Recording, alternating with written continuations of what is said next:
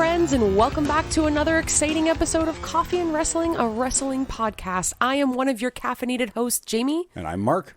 And thank you for coming back to another podcast of ours. This is number 51. Episode 51. And if you're paying attention, what we're doing is we're breaking this down. This will be our 23rd episode this season. We're going to break down each season by each year, so it's very well organized. Figure we start that off from the beginning. So this is episode 23 of this year. But 51 overall. But 51 overall. So thank you so much for joining us for 51 episodes.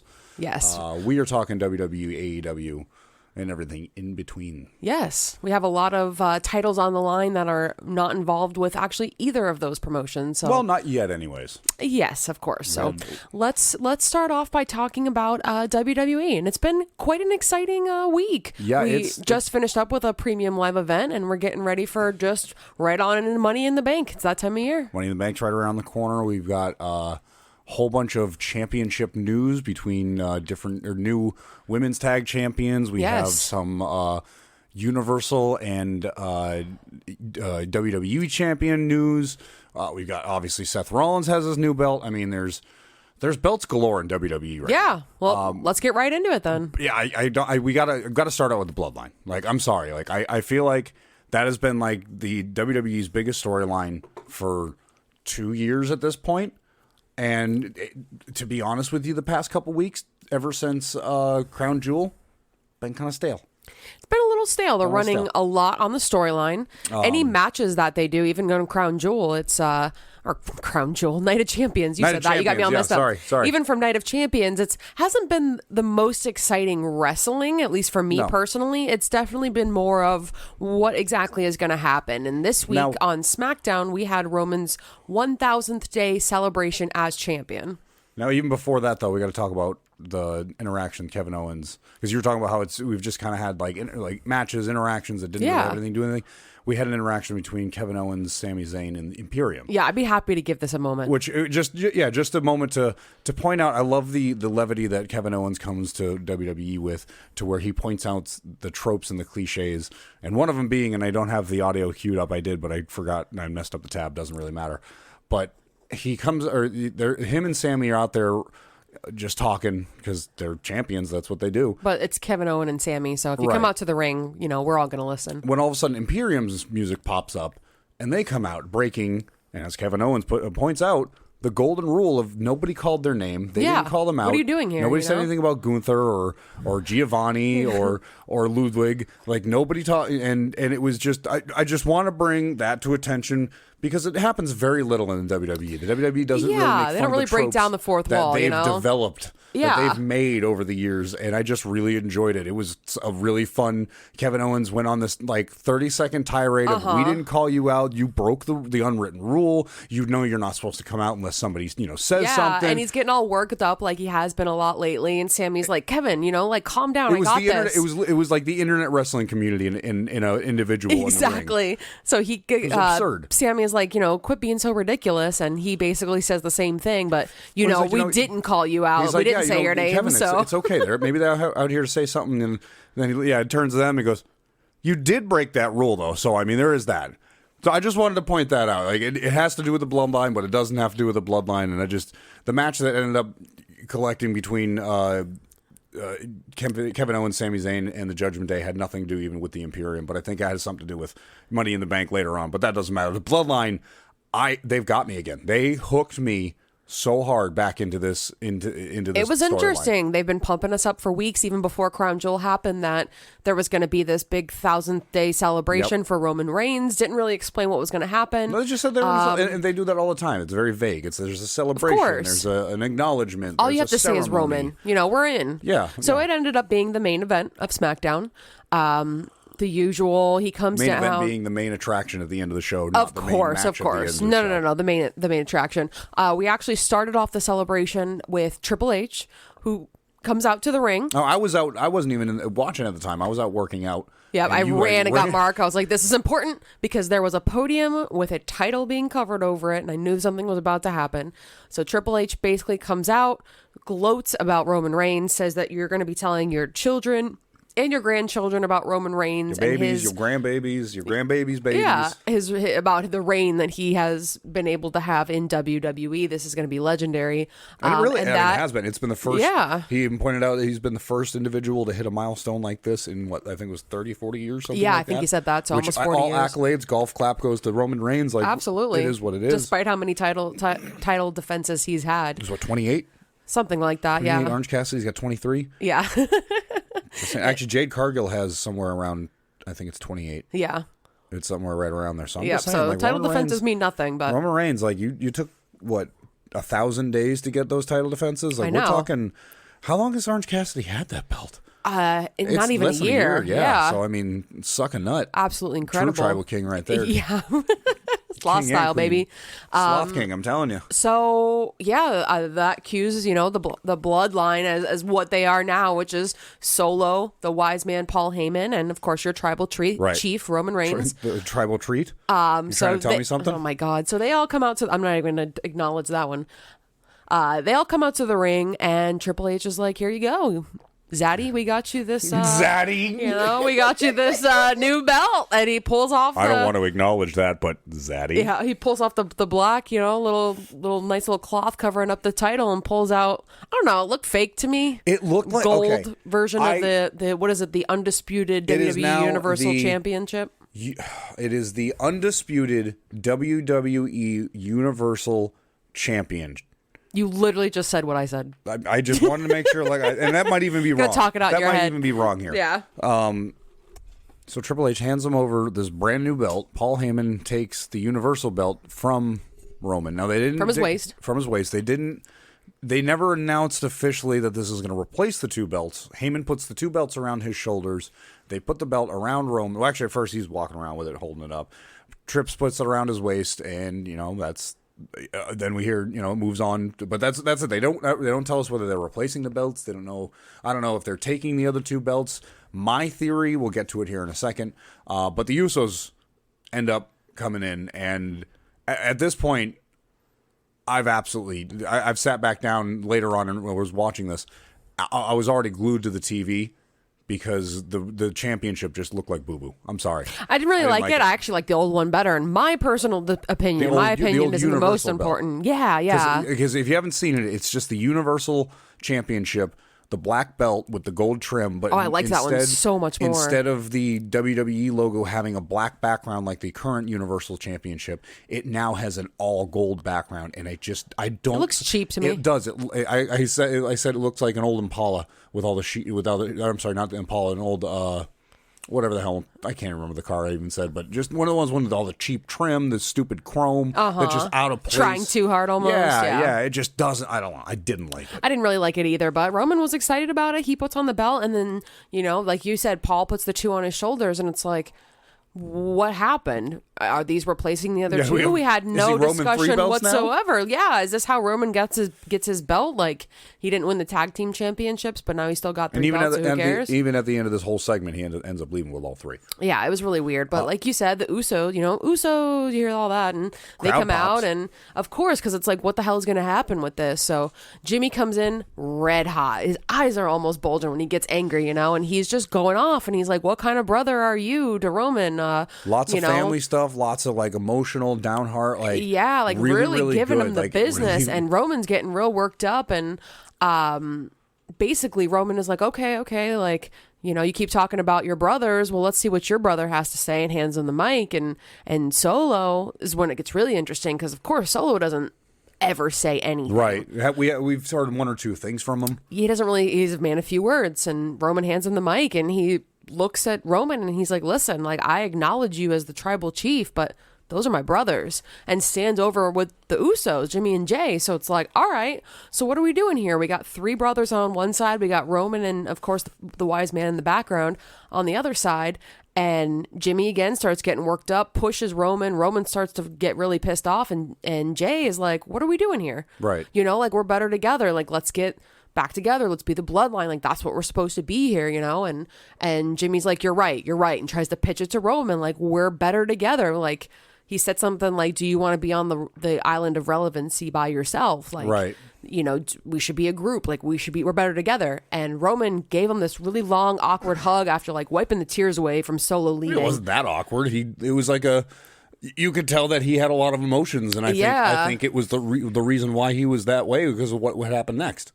I don't think it was like I'm hugging you because I'm sad. I think it was I'm hugging you because I'm sorry for what I'm going to have to do to you.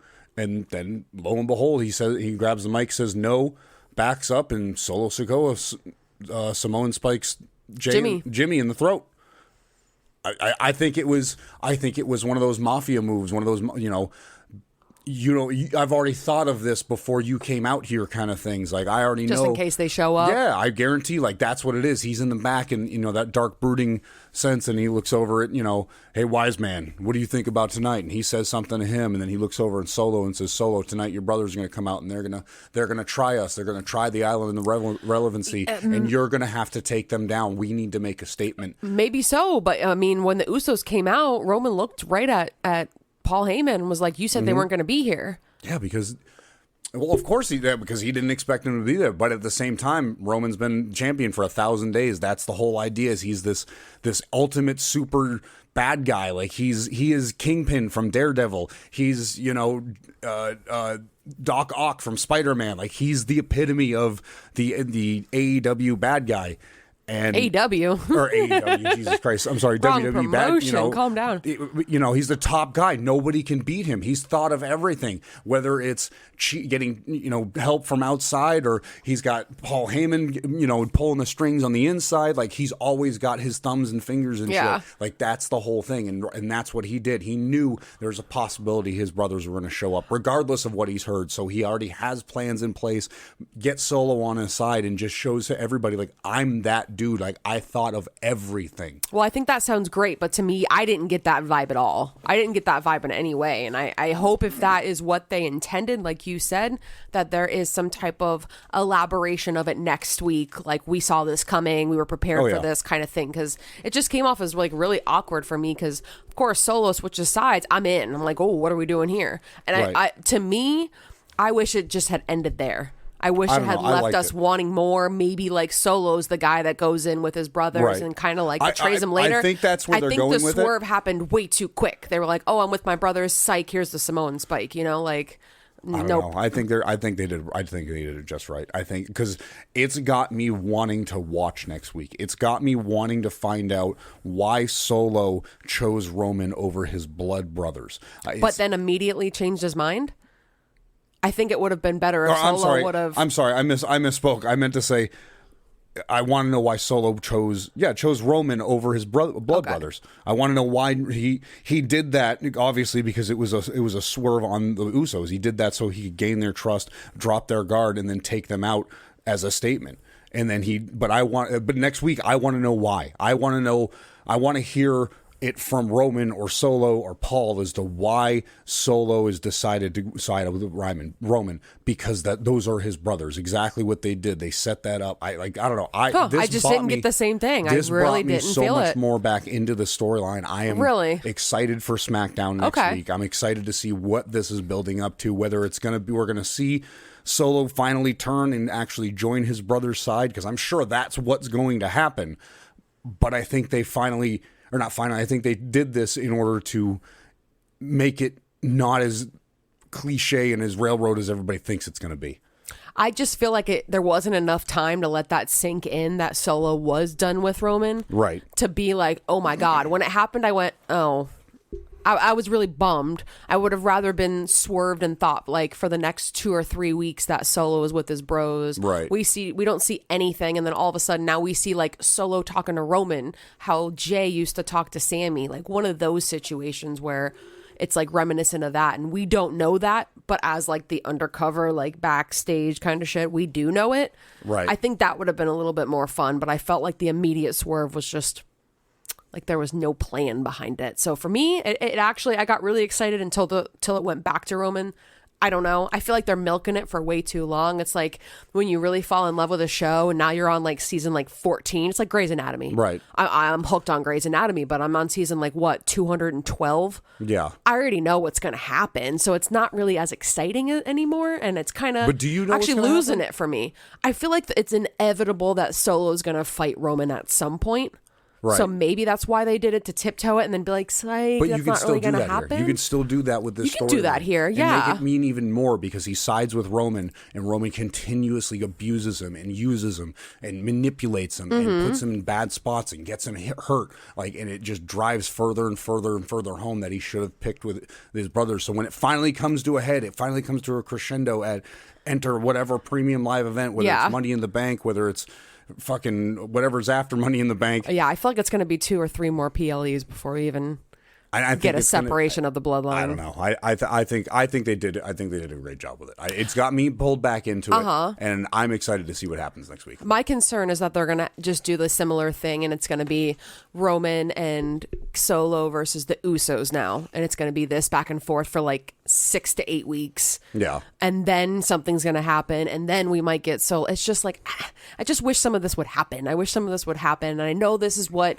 WWE does. They break you down. They're like, this isn't going to happen. It's just not. And you're like, maybe this week. And they're like, no, absolutely. It's not going to happen this week. It's not happening next week. It's not happening never. And then after 45 weeks, they do it. Right. They do it. Dolph cashes in the Money in the Bank. Like, it happens, and then it's way more exciting when it does. But, you got to enjoy the journey. And the journey, I'm a little bit off the path. Well, I guess we'll see what happens. I'm sure we're nowhere near the end of this. So, all right, rewinding back to Raw earlier in the week, we also saw the crowning of a new WWE Women's Tag Team Champions. Now, the tag titles were vacated by Liv Morgan and Raquel Rodriguez after Liv Morgan, I believe it was her shoulder she got hurt, right? Yeah, by Dakota Kai. Then actually they made that hurting clear. Herself. Both of them ended up getting hurt in that exchange.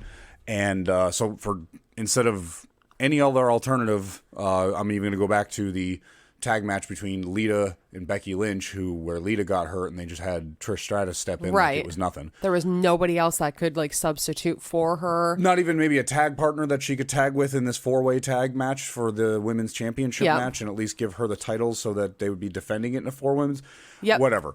That's not what happened here. They had to actually vacate the titles. So if Raquel won the titles again, she'd be starting a new reign with so technically, she loses whoever the she titles. picked. She loses the titles. It becomes vacated. Congratulations to Vacated. By the way, if you have not checked out Vacated on Twitter, I don't remember I think it's at Vacated WWE. Follow them. They're amazing. They have more title reigns than anybody I ever know. And if you don't follow us on Twitter, at CAW Wrestling Pod, where we tweet every week with Raw, SmackDown, Dynamite, and Rampage, and soon to be Collision, which...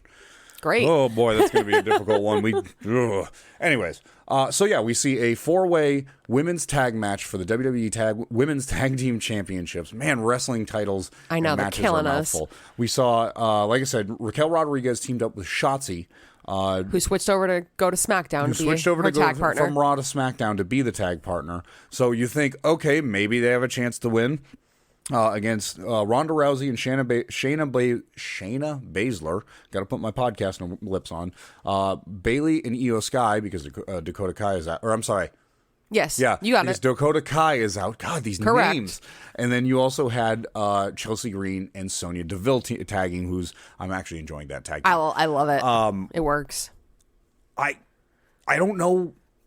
Apparently, Ronda Rousey kicked somebody's door in and demanded that they tag with Shayna, and we're gonna. I don't know. That got debunked. Shayna said that wasn't true. That was the rumor on the mill. You can't trust anything wrestling wise, but apparently that's the rumor, was that Ronda Rousey knocked down the door and was like, "Give us the titles. This is ridiculous." No, she just knocked down the door and said, "I want to team with Shayna." Yeah, and then they decided, well, okay, we're going to give you the titles because we were going to do that anyways. Yeah. I don't know. I don't know what we're doing. You called this months ago that they were going to get the tag. Yeah, but it doesn't feel. Well, I mean, the rumor mill was months ago. It's not like I geniusly thought of it and woke up in the middle of the night and be like, oh, they're going to get the titles. It's just shit you read online. It's and I heard rumors that was the talk in WWE creative. And back then I was like, I don't understand it. I'm not a big fan of Ronda Rousey as a wrestler.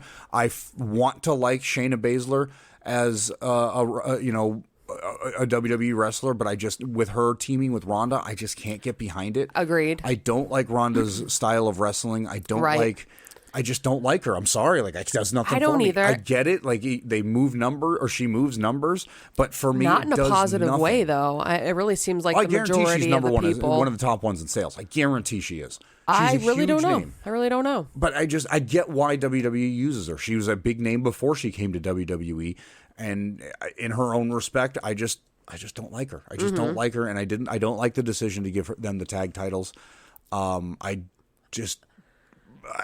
don't know. And the end of the match that they had was kind of boo-boo too. Every end of the match they have is boo-boo. Well, their promos are boo-boo. No. The 4-way match here. I'm just talking about Ronda and Shayna. Yeah. Well, it came down to Ronda and Shotzi were in the ring. Shotzi was up on the top rope and she was going to come down, I think maybe like an elbow drop or something onto Ronda, and jumped about 3.5 feet forward so that Ronda could put her in the arm bar, and that was it. And within what, milliseconds she tapped. And it had to be Shotzi, the person that Raquel picked as her partner. It couldn't have been somebody else. They had to just kick Raquel while she was down. And talk about what are we doing with Shotzi? Like, before you and I started watching WWE, Shotzi was all over TV. As soon as we start watching, it's like all of a sudden she's like completely gone. She shows up for random matches with Natalya in 4-ways. She's had a bad stint of injuries, unfortunately, and what they have planned for her is a Money in the Bank qualifying match against Io Sky. And every time I see the card, I'm just like,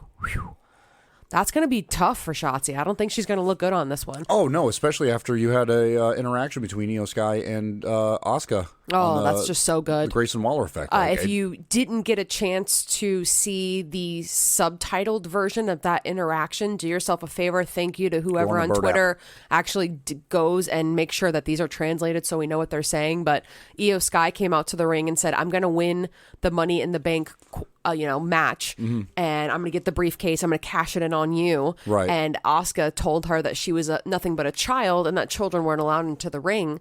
And then they just went back and forth. And then, now it's supposed to be, blended into Shotzi getting a chance for the Money in the Bank. And I love it. I'm totally on board for an Io Sky, Asuka title match. I really hope it goes that way. I know a lot of people aren't really excited that everybody who insinuates that they're going to win the title or the Money in the Bank briefcase has already kind of said, like, oh, if I win, I'm going to challenge you. And now Gunther comes out and tells Riddle, you should win it because then you can cash it in on me. So they're kind of like trying to teasing do a little bit of foreshadowing storylines, which I kind of like. Normally they don't do that. It's just a clear cut. Oh, if this person wins, right. they might go for whatever belt. So it's kind of interesting in the way that it's going, but it better come down to Io and Asuka. I just hope Io wins it anyways. She's so good. Well, she's also going to have to go up against, as of right now, we only know Zelina Vega because she ended up winning over Lacey Evans. Oh, thank God. Thank God. Like I'm not going to go on the rant. I've had time to process Lacey Evans' outfit when she came out. Took a moment. If anybody knows me as an individual, I am a former Marine. I'd spent whatever, it doesn't matter. I was offended by her choice of attire on top of her head. Mm-hmm. Well, her outfit in addition to it was just I'm not even addressing from addressing from the forehead. I'm just from the forehead up. Okay. Like 100%. I agree with you. 100% I agree with you. Well, just if you're going to be representing the Marines, to have the sides of your pants be completely see-through. Man, I don't know. I know the Marines has a higher standard. I'll tell you what. That hurt me, and I had nothing to do with the Marines. I grew up with a lot of very high-ranking retired military members around me in my life, and they instilled a sense of pride in the Marine Corps and in the uniform. And I just feel like that the way that she portrayed that certain type of hat was in bad taste, because that bitch didn't earn it.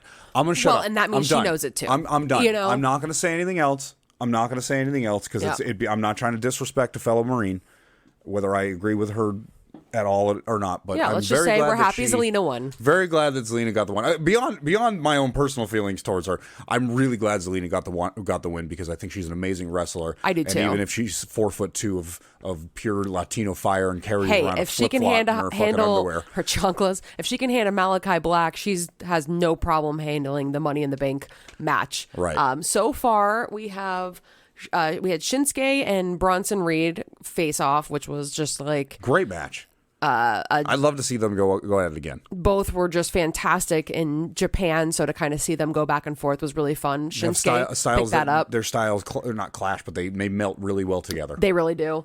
We also had my personal favorite WWE superstar, Ricochet, took on The Miz, who outperformed anything he's done recently in probably like the last 3 months. He hasn't done a whole lot. It's so funny because this was incredible. And this is another point that he always delivers. He always delivers. Whether Absolutely. you like him as a wrestler, I swear to God, he's like this generation's Chris Jericho. He knows how to not redefine himself, but change himself enough that he can get his same individuality without changing much. He can change it, and whether he's got big balls, whether his wife is the hottest thing in the world, whether he's just awesome, like he can always come out there and have something new to his persona that feels so familiar to him, but is new and refreshing.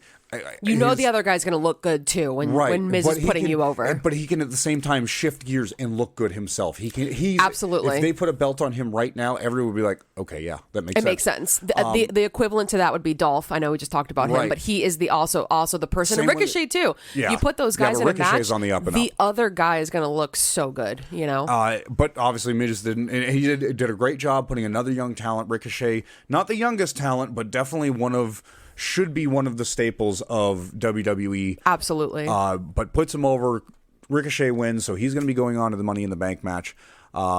We also had LA Knight took on Montez Ford. I didn't get to watch a lot of this. I ended up just watching the highlights. It was hard because usually when you have these type of matches, like for us personally, it's like, I hope Zelina wins. I hope Ricochet wins. But this one was tough. I feel like Montez and LA are close to our hearts, but I gave all of my love and attention and positive vibes over to LA Knight, who picked up the win. So that puts Shinsuke, Ricochet, and LA Knight in the Money in the Bank or in the Money in the Bank match. And LA Knight needed this too. London. He needed even just this win to get into the Money in the Bank. He needed this win. I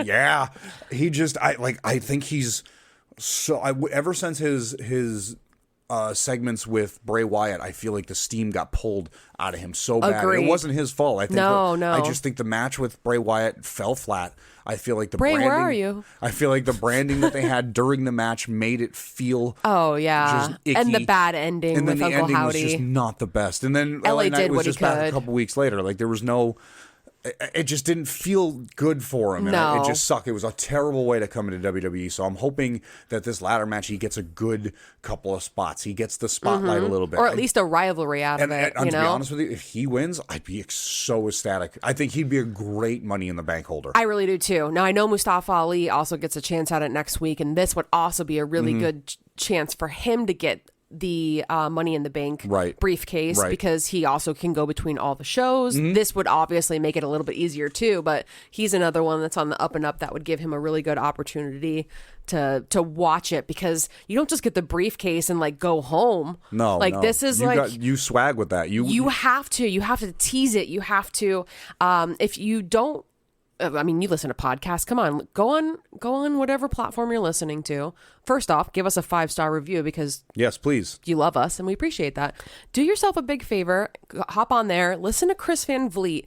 Anything really is very interesting, but he has a really good one with Dolph Ziggler, and Dolph Ziggler talks about like when he actually does cash in the Money in the Bank, and oh my God, I can't even believe I don't remember who it's on.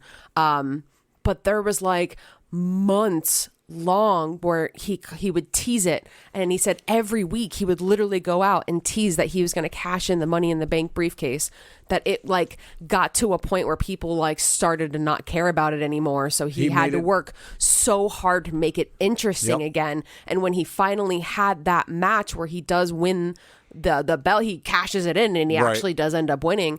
He wanted everybody to think that he was going to lose because he's Dolph Ziggler, which cracks me up that he realizes what we all realize, and that Dolph Ziggler is amazing, but of course he's going to lose. They can read the internet just as well as we do. Yeah. I love that he just goes with it, and he's made a career out of being the guy that can put everybody else over. So basically what you're saying is Dolph Ziggler is really good at edging. Yes.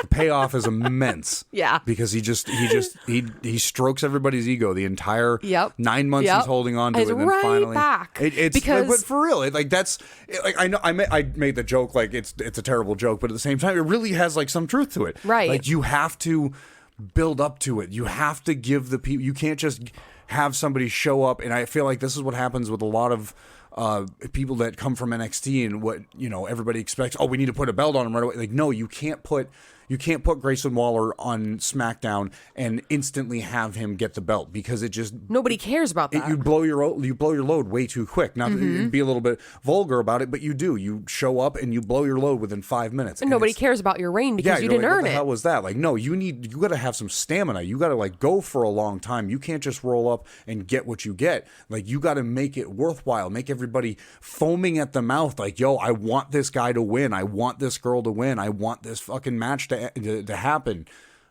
And Dolph's great on how to do it. Yeah, like, there's a lot of pressure on that. Like, you can't just give it to somebody and have them do nothing with it. So that's the interesting part here, is like all of these guys that are qualifying, that are getting into this, like, who do you pick? It doesn't matter. Who's going to be able to tell that story? Who's going to make you? It's like an act. Like how I just said about the Bloodline, where I'm like, I want to watch SmackDown next week. I want to watch. I should be at the end of the Money in the Bank. I should be like, I want to watch Raw.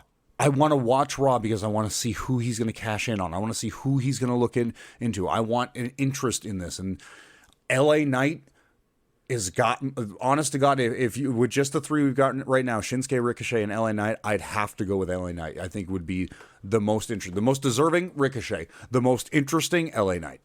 I mean, like I said, there's still a lot of matches that haven't happened yet. But yeah, I really want to see LA too, because he's got the mic skills.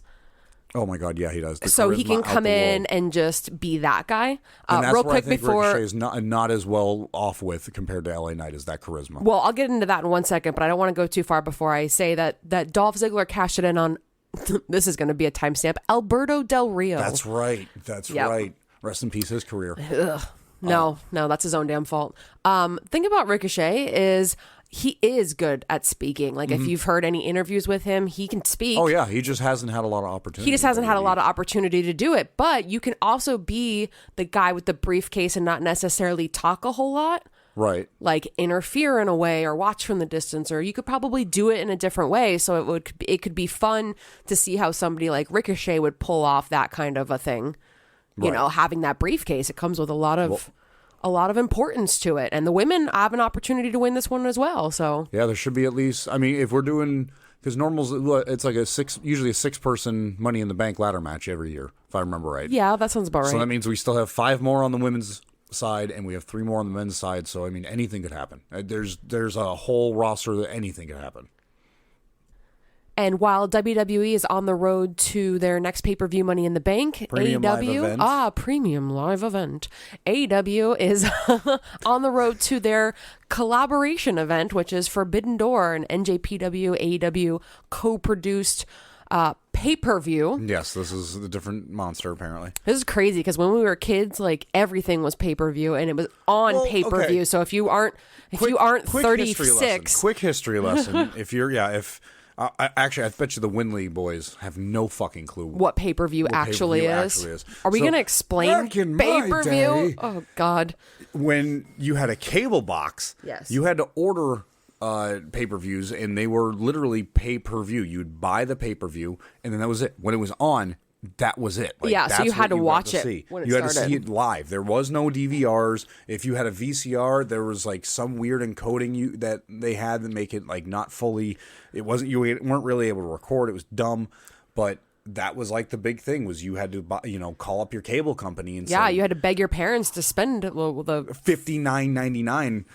or $49 to watch WrestleMania. $39.99 back in the late 90s, early 2000s. Yeah. Was a shitload. They didn't have pay-per-views like they do now, so it wasn't as big of a deal. But yeah, I mean, some cripply old woman in a switchboard would go over to your account and hit a button and say, "Yep, they can watch the pay-per-view," and you'd be able to watch the pay-per-view. There was no on demand later on. There was no, "Hey, I'm gonna buy the pay-per-view and I'll catch it tomorrow morning." No, you had to watch it when it was on, and that was it. Right. So the term pay-per-view is you paid per the view. If you wanted to watch it again, you had to pay for it again. I think it was one of those things that pay-per-view had like a cycle.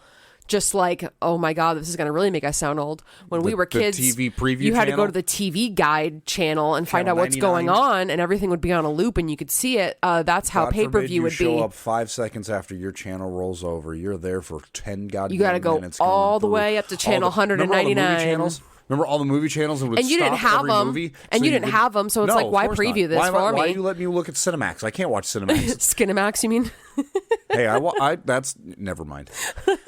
Going back. So yeah, pay-per-view, but paid for every view, unless you had awesome parents growing up who had friends that figured out a way for you to steal the pay-per-views. So this is where my obsession with wrestling started, was when I was a kid, and I was fortunate that my mom's best friend did this shit for me and would hook up the free WrestleManias, and this is where this is where all the wrestling started, was as a kid. So I used to hook up everybody that I did. I won't mention the company because they'll probably come back and fucking sue me knowing them. Yeah, right. But anytime I hooked up anybody with internet, I just hooked up their basic cable at the same time and just told them about it. Like, whatever.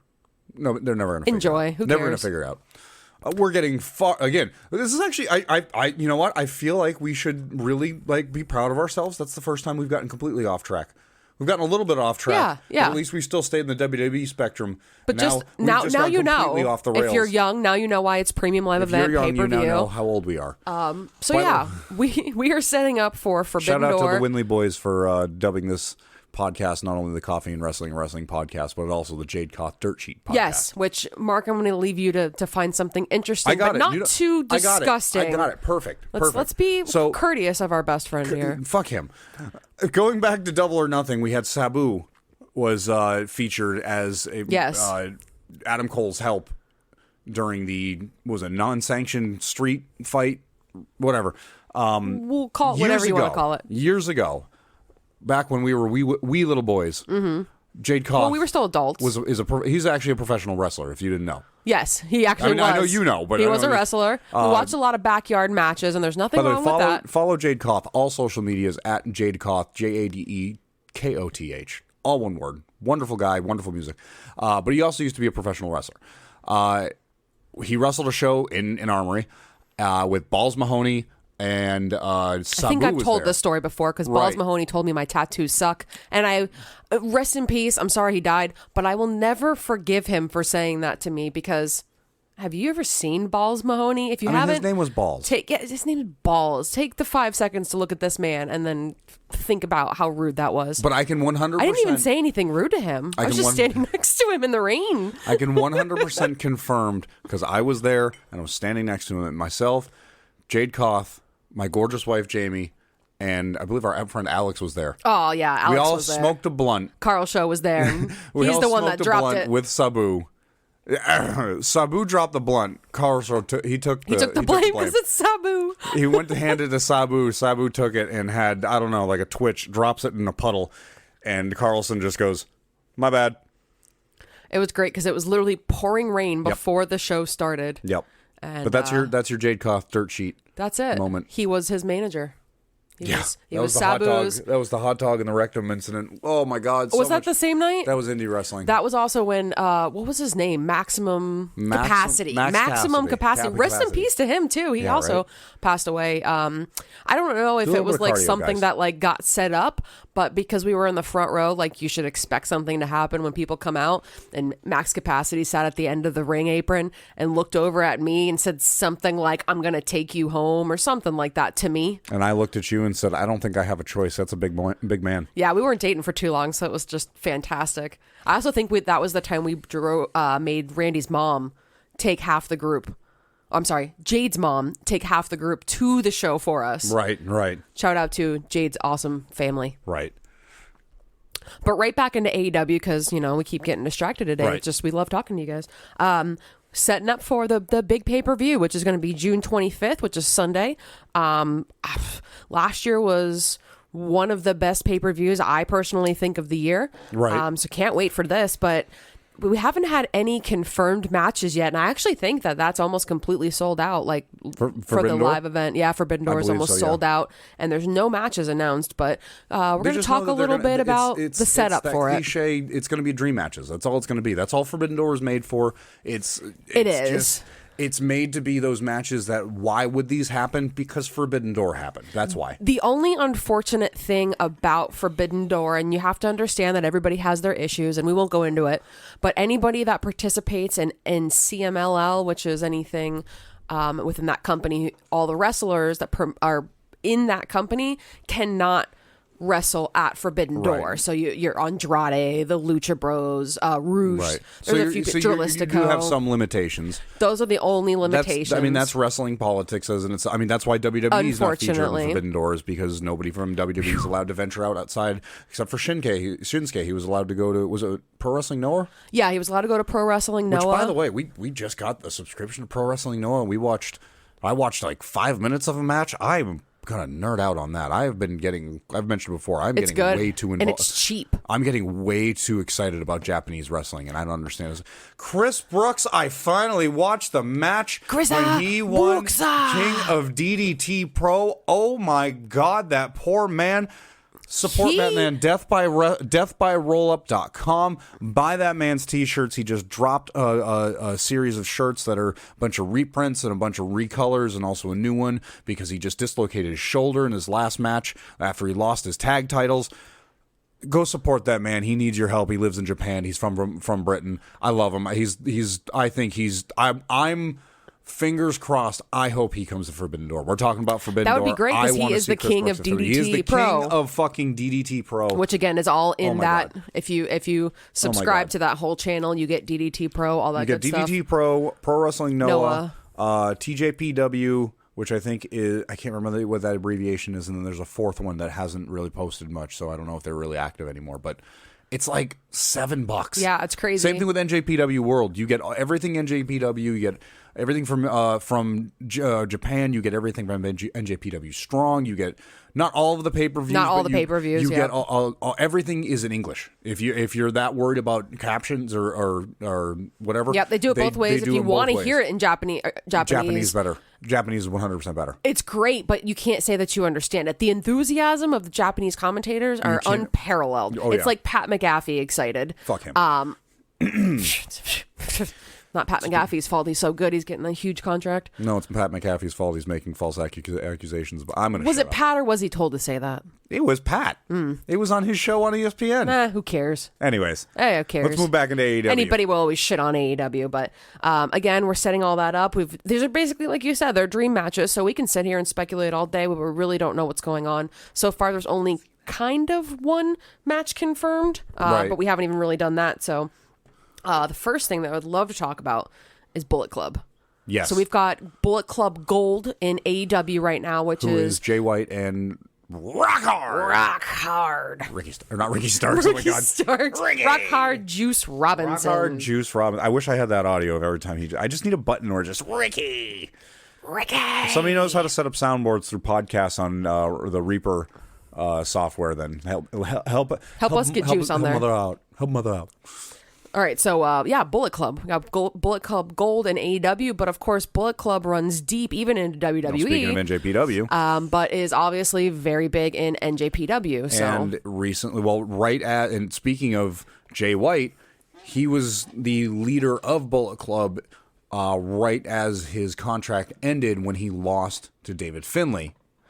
When he loses to David Finlay, he just kind of, it's, loser leaves Japan match, Jay White's gone. David Finlay takes the mic and says, I'm going to take this T-shirt making club of Bullet Club and bring it back to the roots and run Bullet Club the way it was supposed to be. And basically said he's going to go through all these false Bullet Clubs and all these all these promotions and, eliminate the he's basically going after the posers and taking them out. Shortly after that, Jay White shows up in AEW and comes up with Bullet Club Gold.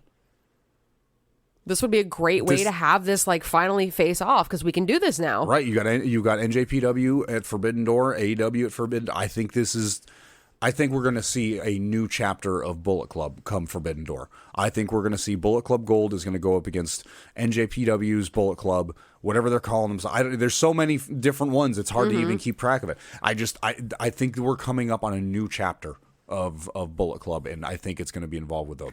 Like that I've said that months ago, and I still think that that's what we're looking at now. I think that would be fantastic. Actually, David Finlay's fighting tonight against, I can't remember who it is, but for his title, Dominion. Oh, okay, yep. Dominion is happening tonight in Osaka. Well, 3 o'clock tomorrow. So, well, by the time you hear this, it's going to be over. But yeah, right. That's happening in Osaka, Japan, which is really going to lead to a lot more, too, because they are having the Never Openweight six-man tag team championship. Again, mouthful of wrestling terms here. My God, they are doing that also at Dominion, and that is really setting up some things there too. Who do we got in that match? We got Tomohiro Ishii, Hiroshi Tanahashi, and Okada will be taking on Shota Umino, Claudio Castagnoli, and Jon Moxley. Shota's already teased that he's wants to be in BCC. Oh, no. Shota Umino said he's a part of BCC. Yeah. If you're not familiar with New Japan, this is a great time to get into it, but Shota Umino actually has a blog, and I don't know if this is a big thing for all these guys, but he has a blog through NJPW. I was just bored and caught wind of it and read the whole entire thing, and he talks about basically after you are a young lion, you travel, like either the company you work for or you personally, depending on who you work for, will decide like what country you need to go to. And he was like just talking about everything, moving to England because Will Ospreay told him like, well, I got your back there, I know people and things like that. But when he came back, he had to decide like what faction he wanted to be a part of. Right. I forget the faction he picked in NJPW, but he did say that he is Blackpool Combat Club. So we do have Blackpool Combat Club going against these three. Now, to give you a little bit of context is what Jamie just said. Normally what happens, especially in NJPW, is everybody is in a faction. You've got Chaos, you've got a bunch of different ones. So when you go back, you go back overseas to after being a young lion, come back to NJPW, you then have to decide what faction do you want to be in. It's the team that you're who do you roll with, you know? And he picked, I don't remember what team it was. Yeah, I apologize. But then he also said, I'm also part of the BCC. So now it's kind of like he's dual citizenship in wrestling. Exactly. And even Jon Moxley has said that that's his young lion. That's his young lion is Shota Umino. So this is going to be huge. Because also, real quick, to give you more context, young lions have to be mentored by somebody it's like an apprentice in the company already. Right. So it's like an apprentice. So every young lion looks up to somebody, and this was Jon Moxley's underling. It was his protege. It was his young lion. It's a different way of doing wrestling out there. They treat wrestling a lot more like a military sport. kind of. Well, no, more like a sport. Like you have to earn your way into it, even though it's wrestling, even though it's all it's a huge respect. Before, there's a lot of respect. They treat it, even when people mess up out in Japan. If you watch, the crowd will even react. They'll laugh and they'll clap, knowing that this is an entertainment thing. Exactly, it's basically the best of sports entertainment with the best of professional wrestling. Yeah, it really is the purest form of professional wrestling. And it's cool. Like the wrestlers, when they start out, they have like really plain clothing and like no extra like gear to make them like unique.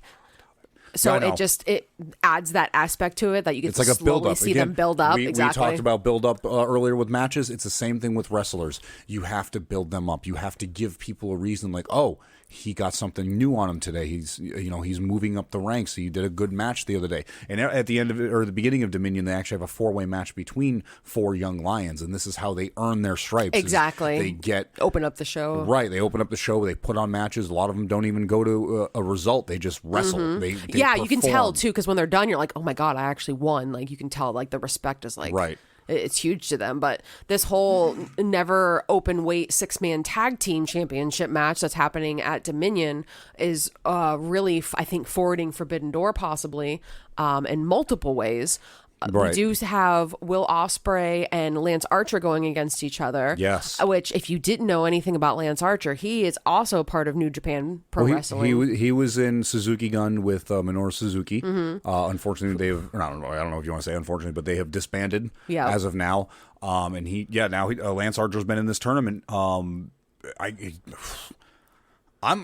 interested as what this match is going to happen. I feel like we've gone so far off kilter, and I really don't care at this point. I mean, Lance Archer is AEW, so it's AEW adjacent, I guess. Sure. But this is, I mean, it's all a build up to Forbidden Door. So I think we're just talking about Forbidden Door at this point. Yeah. So the winner of this is going to face Kenny Omega, because Kenny Omega is the NJPW United States Heavyweight Champion. Right. Right now, so whoever wins this goes against Kenny. Doesn't say when. Doesn't say like whoever faces who. As far as I know, is going to face. Doesn't say. They have Kenny not said when.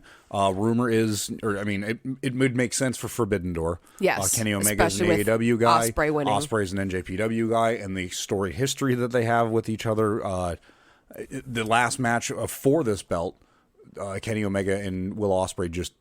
I mean, it was an amazing match, but Kenny Omega. It dominated the match. Oh, yeah. 100%. Oh, yeah. It was 80-20, and even Will admitted that it wasn't him that dominated it. Right. Again, do yourself a favor. Go back and watch that match. Even if it's just for the intro, Kenny Omega just absolutely kills that intro in NJPW. But so excited for that match. So we might see something like that at even if you see Lance Archer versus Kenny Omega, that'd be a fucking great match. Like, Lance Archer's a big, goofy, looks like he's an extra out of Five Finger Death Punch, but he's really an amazing wrestler. Extra from the Mummy. He does. Like, for me, he does. He's a great wrestler. He has got like that, that Undertaker where he gets up on the top rope, and he's the big incredible guy. He really is a good wrestler. It looks like just a black blob. It's bad. He doesn't have a cool look.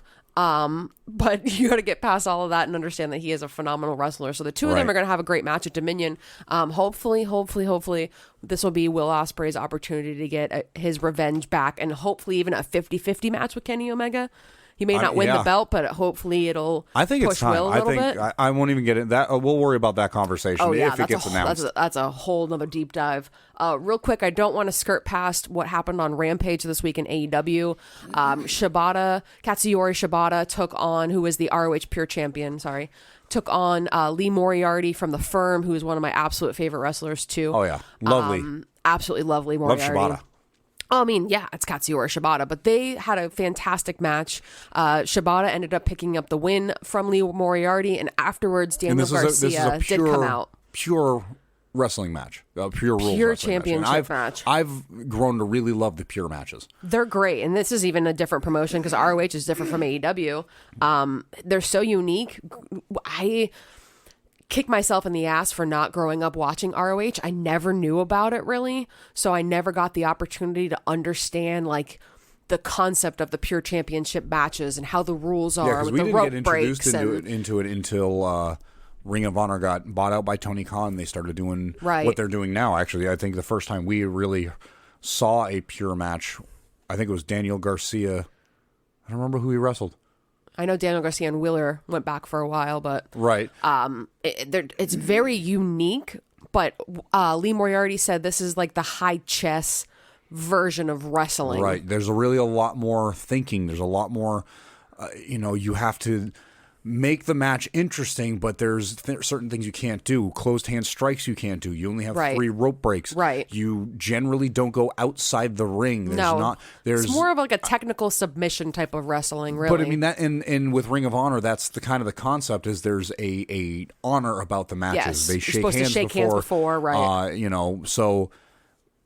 This is really I love this style of match. I've really grown to love it though. Same. It's I don't think for everybody, but it really forces a wrestler like Lee Moriarty, who's definitely more of a high flyer, kicks, jumps. He's definitely a technical dude for sure. He is a technical dude, but he's in these matches has to be strictly technical. Right. And going up against somebody like Shibata, you have to elevate your game tremendously because this is his wheelhouse. He's comfortable doing this. Exactly. He's comfortable with groundwork, with submissions, this isn't comfortable with manipulation of the body. Whereas you have to, if you're good at it, great, but you have to be great at it. And I love that they have this type of match that really exercises it. And this was actually the belt that when Daniel Garcia won it, I really started to like Daniel Garcia because it showed that he was, and I know that the sports entertainer thing is his current gimmick, right? And I can't remember if it was that back then, but it really showed how technically good of a wrestler he is and how well he can do groundwork and submission work. Sure. So when this match wrapped up between Shibata and Lee Moriarty, Daniel Garcia's music hit, and he came out and kind of got face to face with Shibata. So I don't know if this is just going to transfer purely over to ROH. If it does, we're going this weekend. I'd love to see Shibata. Yeah, we'll be there Shibata tomorrow versus Daniel Garcia. Because we have Death Before Dishonors coming up at the end of July, I believe. Yeah, somebody double check on that and tweet us at CW Wrestling Pod and correct me if I'm wrong. I believe it's at the end of July. But Death Before Dishonors coming up. Another great pay-per-view. Last year was amazing. Yeah, but if we're gonna talk about dream matches here, I mean, I don't think we can go any further without bringing up this whole Don Callis, Takeshita, Elite, BCC. Like, we already talked about the BCC. Sure. I mean, we had the big match at Anarchy in the Arena. There's a salad of wrestlers right now, and it's insane. Like, I don't know what's we've got like 9 people involved in this BCC. It's and the threaded Elite. so crazy. So what basically happened in AEW this week is there was an interview with the Young Bucks. They kind of talked about what happened at the match. Kind of a little bit of shinfo for you. Matt Jackson actually had to get like a pyrotechnic like license to be able to have the I think it was a exploding fire shoe. handler's license in the state of was it California? Nevada. They were in Nevada. Yep. California. To be able to pull off that stunt. So he really had to go to extensive lengths to make that happen. But legally had to pay money to do the to be a perform performer. This. Yep. So they do an interview. He talks, a little bit about, they're sad. Obviously, they lost the match. It's an expensive shoe to blow up, by the way. It really was. Kenny Omega is not there, and Hangman does get asked about Kenny Omega. Is he back in Canada? And Hangman says, no, he's not back in Canada, but he's not in the country. He's not in the country. He's out of the country, but he's not back home in Canada. Okay, so now I'm standing up. I'm getting hyped. It's happening. It's happening, guys. And last week we even featured the audio of Kenny Omega after Double or Nothing. That is correct. Saying that he has a couple friends. 1 or 2 friends that might be able to even the odds here against the BCC. Maybe a couple friends in Japan, as we've been talking about. So nobody said Japan now, Jamie. There's no reason to speculate. But it's probably from Japan. I mean, it's Kenny where Omega. else is going to go? Kenny Omega loves Japan and speaks very fluid Japanese. Kenny Omega, yeah. So who knows who's going to bring home? Who knows? Well, what I find interesting, right? Okay, I already know why you're laughing because you automatically went to Okada, and I agree. Okada, yeah, it could be Okada. Well, who are you thinking? Well, I mean, it's got to be the Golden Lovers. It's reunion. This has got to happen. Who better to help Kenny? Very true. Than his golden lover. Very true. I think I misspoke and I didn't mean to say Okada. It's okay, but Okada was definitely implied. So let's get into that really quick. I looked at the board behind you. No, the writing's on the wall. The writing's on the wall. Literally, it's right there. We're talking about the main event, the main attraction of a WWE SmackDown this week was related to Roman Reigns and the Bloodline. The storyline of the year for AEW is the just disgusting, wretched, vile person named Don Callis. The Weasel Callis. He really is a weasel. Real quick, he's before we go too far into talking about how big of a piece of crap turd Don Callis is, I want to take a moment. I know she's already gotten a lot of love this week, but at Mel Coleman Art has some fantastic art that she does of AEW wrestlers. She was actually the one that drew that painting of Don Callis and Kenny Omega on the wall. Yeah, when they came down to muscles? they're all no. Oh, the one where they're crying. Each other. They're crying. He's holding him. Yeah, she actually drew that, and that was what the Titantron was of Don Callis coming out. Now, mind you, when Don Callis and Konosuke Takeshita do come out, they come out to no music. Tony Schiavone basically says, we're going to have an interview. They come out to booze. Not just booze, but they had the footage of Takeshita running in the ring and attacking Kenny Omega. Right. Playing as they're walking down. So if you didn't know, now you know. Don Callis getting booze only second to Dominic Mysterio right now. I swear to God, the only reason they didn't get as many boos is because the crowd wasn't as big. If they would have had a crowd as big as what they had with every time Dominic gets booed, it would have been the same thing because, yeah, it was deafening. Oh, I was dying. It was great. So that means it's totally working. Of course. It's Don Callis. Don Callis is just doing a fantastic job. Talking about that scar on his head. Every morning he wakes up, he thinks of Kenny and how it's his fault. I really don't understand why that happened. One thing I loved was he said, maybe I lost a nephew, but I gained a son. And that's when he points over to Takeshita, who is just eaten up being this heel. Oh, I love it. He fits perfectly into it. Everybody loved him when he came onto AEW. Oh my God! You and I were right there with him. We were over. Takeshita is my man. We saw him at ROH. I was like a screaming schoolgirl watching the Backstreet Boys in 1999. I was. Oh my God, take my money.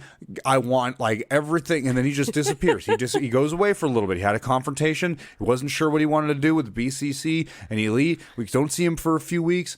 And then he comes back and he breaks all of our hearts. And we're all mad at him. We hate him. He's sided with Don Callis. It's so good. It's so good. They did so good with this. They really did. So good turning him heel. I love it. And now I love hating Takeshita. It's so good. Oh my God.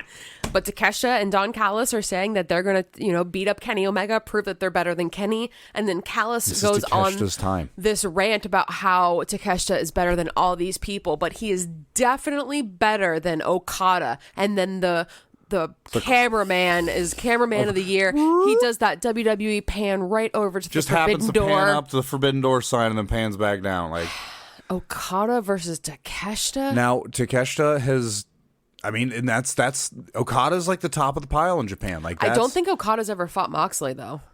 We might have to look that up. Which is fun. But Okada is like top of the pile out there. Like that's the standard. There's a reason why. Understandably, I'm not doubting that at all. But I'm just saying, face, like he is for sure. He is the one that.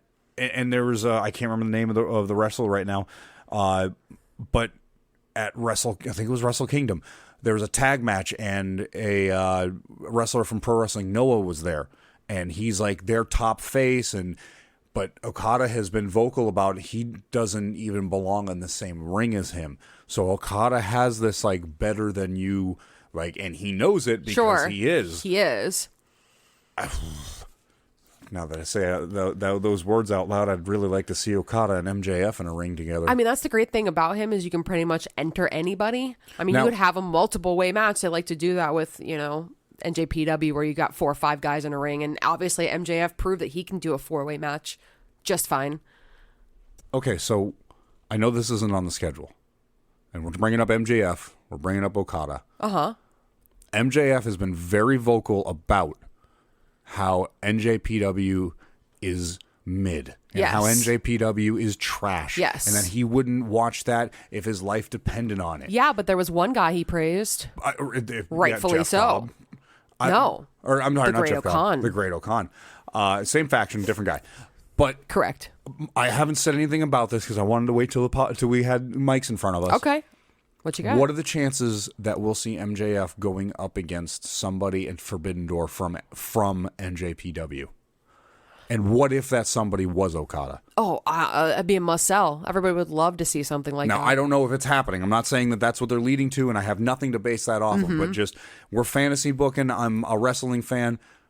I would love to see the swagger of those two individuals, the mouth of MJF, and the skills and ability to back it up from Okada.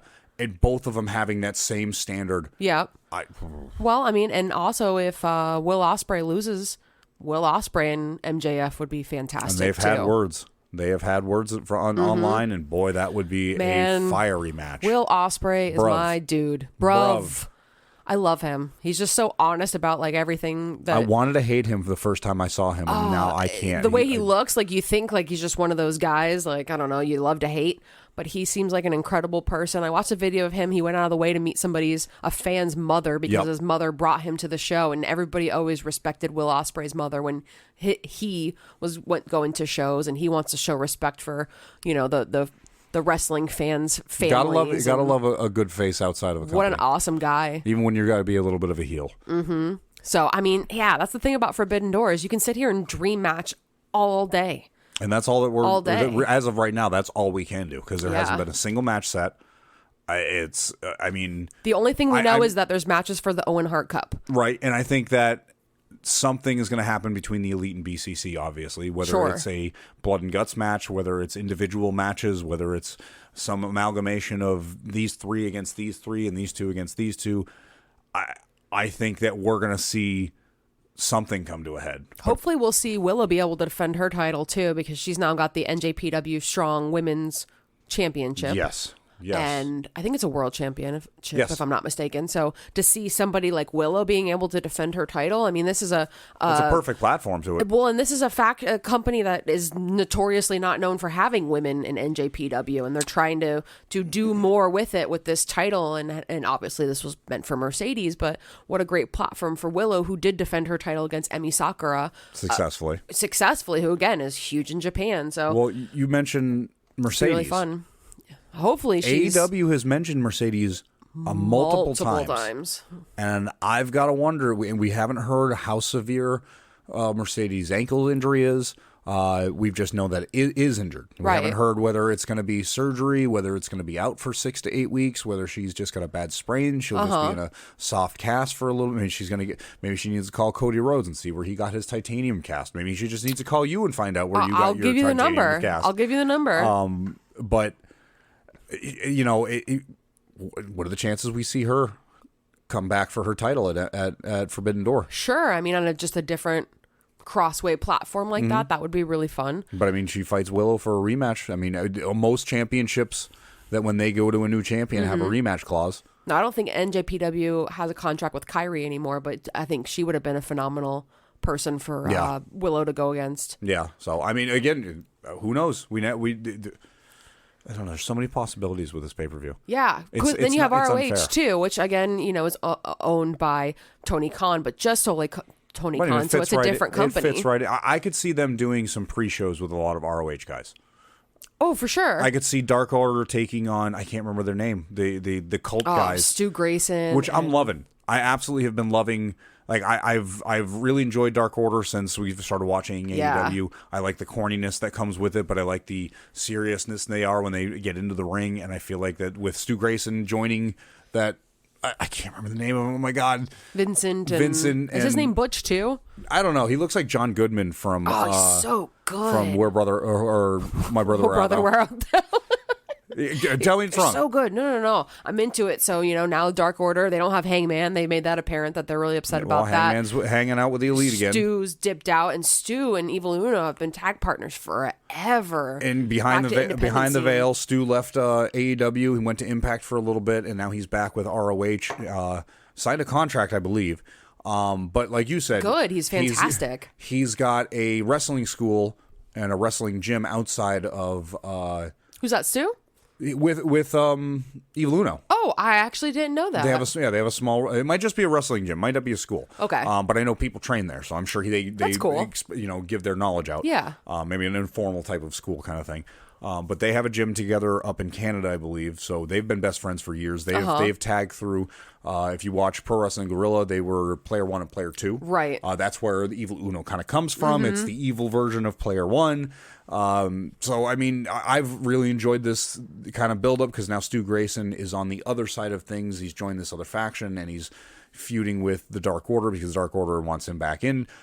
ROH could have a lot of matches before Forbidden Door, which again, like you said, it could just open up a multitude. There's so many possibilities that we couldn't even talk about. We're talking about going out and paying for these wrestling subscriptions, and a lot of people, I hate to see it say, I'm not paying for ROH because it's like paying for a Dark. Right. Or Dark Elevation. That's the equivalent of it. Though. You're selling yourself short because Claudio Castagnoli's on there all the time. Samoa Joe's on there. Yeah, look at your champs. You got Claudio, you've got Samoa Joe, you've got Athena, you've got she's on fire over there. You've got the Embassy who have the trios. The trios, I want that to be the AEW Trios Championship. Yeah, they have the AEW Tag Team. I'm sorry, you got me doing it now. The Trios Tag Championship. Yeah. I mean, every champion is a top tier talent. But even the other people that are there, the Kingdom. Oh yeah. You have Dalton Castle and the boys. Yep. One of the boys, I hope, is still feeling better. Dalton Castle. I love Dalton Castle. Yeah, Mark Sterling's always over there. Dalton Castle is my Ari spirit Daivari. animal. Yeah. Dalton Castle's phenomenal. If you don't watch AEW with RJ City, you're absolutely doing yourself a disservice. They're on that episode he does with RJ City. Dalton Castle is using one of the boys as a footrest the entire time. It's so good. He's the just whole 100% in character. It's so great. All right, so as far as the matches that are set for AEW and WWE, let's start off with Monday Night Raw. There is going to be a Money in the Bank, several Money in the Bank qualifying matches. Zoe Stark will be taking on Natalya. We also have just, a random match between, why not, the Viking Raiders and Alpha Academy. Real quick, I did notice that Sami Zayn slipped when he was talking about Alpha Academy on, Raw this week? Right. And called them American Alpha. We can only hope that has something to do with Jason Jordan being able to come back, because I think he broke his neck or something. Yeah, I don't think right? he's going to come back. He's like a producer, he's a producer so now. Yeah, you can only hope that would ever happen, because that was a great maybe tag a tease. team. Yeah, maybe a tease, but I doubt he's ever coming Might back. just been a slip. He But did his Tyson Kidd thing, and he's out. Too bad, man. Tyson Kidd, another great one that Another just got one. injured. Yeah, Natalia's husband. Yep. Also, JD McDonough is going to be taking on the King, Dolph Ziggler. We were just talking about that, so he's going to make JD It's going to be a rematch after JD got phenomenal. the DQ. I think it was on Raw, when he just beat the shit out of Dolph before the match ever even started. Another qualifying match between Finn Balor and Matt Riddle. That's an interesting matchup. Gunther has already expressed his interest in having Matt Riddle win, so right. You never know. You might see him show up with that match. Absolutely. And kind of sway the decision one way or the other. Becky Lynch will be taking on Sonya Deville in the women's Money in the Bank qualifying match. And I think that just about wraps up Raw for the week. Over on SmackDown, we've got 4 Money in the Bank qualifier matches. We've got Santos Escobar will be taking on Mustafa Ali. Butch will be taking on Baron Corbin. Michin Mia Yim will be taking on Bayley. And Shotzi will be taking on Io Sky. I think we know who's going to win, at least Shotzi versus Io Sky.